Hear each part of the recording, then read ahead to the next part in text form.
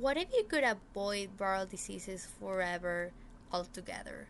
What if all it took for you to change your DNA was a trip down to the doctor just for an injection?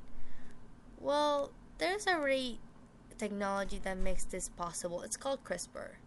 And CRISPR is basically a system composed of two molecules. It's called Cas9, and you have RNA standing for guide RNA. The guide RNA will basically take Cas9 down to the bacteria and basically try to go into its genetic code.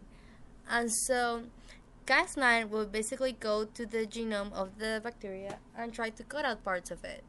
Cas9 will try to act as a giant scissor, just like as you see there, and it will try to cut out part of the DNA, and the cell will try to react by completing the sequence.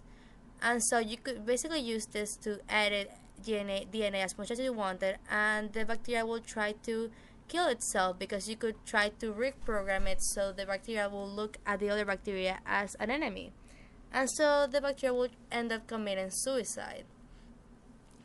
That's fine and dandy, right? You can get rid of viral disease as long as you want, and you can basically edit DNA to basically stay young forever and not to worry about any of genetic diseases such as Alzheimer's or Huntington's disease.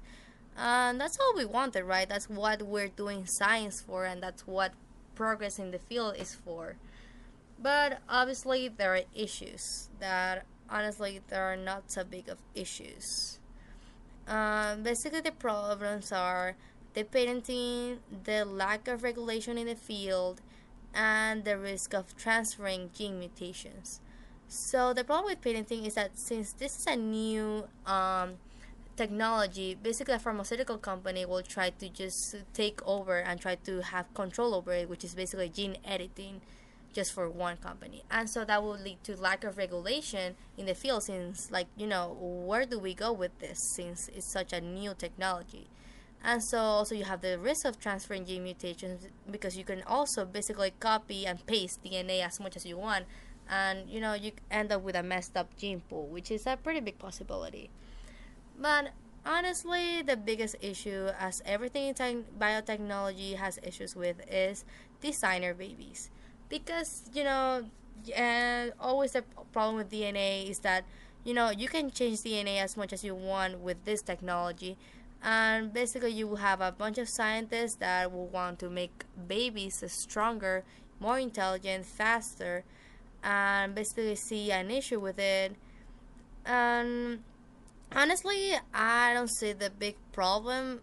I don't think we will get that far with designer babies, or that is anything about an issue, because honestly, engineering the heck out of DNA is something that we've been trying to do forever, and there's already technology for it. The only thing with CRISPR is that CRISPR is accessible. So CRISPR is simple, and it's also pretty low cost compared to all the other technology that we have. And so it will be more accessible for all kinds of people, that for all socioeconomical backgrounds. And honestly, gene editing wouldn't just be for the rich. And honestly, let Neil deGrasse Tyson have an opinion about this as well. So basically, progress is something we've been trying to do for a while, and there's always an issue with it. There's always problems oh, we don't like that, we want to keep it traditional or whatever.